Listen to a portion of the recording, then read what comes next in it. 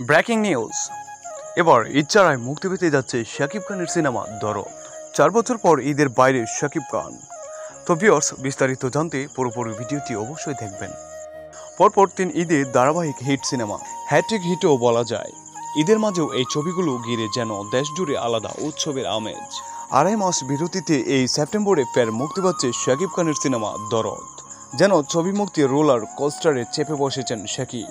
টানা 4 বছর পর ঈদ বা উৎসবের বাইরে মুক্তি পেতে যাচ্ছে শাকিব খানের সিনেমা দরদ। এই সুবাদে ফের দেখার পালা, ঈদের বাইরে শাকিব খান কতটা উৎসবের আমেজ আনতে পারেন প্রেক্ষাগৃহে। ঈদ উৎসবের বাইরে শাকিব খানের সর্বশেষ সিনেমা মুক্তি পেয়েছিল নবাব এলএলবি, আর এই সিনেমার নির্মাতা ছিল অনন্য মামুন। ছবিটি মুক্তি পায় 2020 সালে, যা দর্শকপ্রিয়তার বিচারে বেশ অসফল হয়ে উঠেছিল। এদিকে ঈদে মুক্তি পাওয়া সুপারহিট সিনেমা তুফানের প্রচারণায় অংশ হিসেবে এখন ভারতে আছেন শাকিব খান।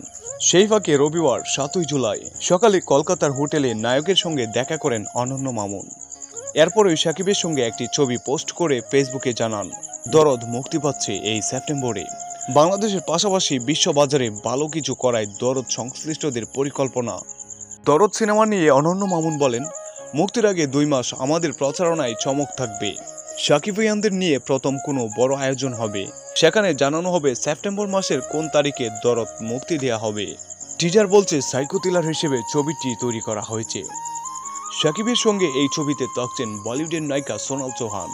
বাংলাদেশ ও ভারতের যৌথ প্রযোজনায় দরদকে বলা হচ্ছে প্রথম প্যান ইন্ডিয়ান সিনেমা, যার ফলে বাংলার পাশাপাশি ছবিটি মুক্তি পাবে হিন্দি, তামিল, তেলুগু, মালায়ালাম ও কন্নড় ভাষায়। তো ভিউয়ার্স, শাকিব খানের সকল ভিডিও পেতে হলে অবশ্যই চ্যানেল সাবস্ক্রাইব এবং লাইক দিয়ে রাখবেন। ধন্যবাদ।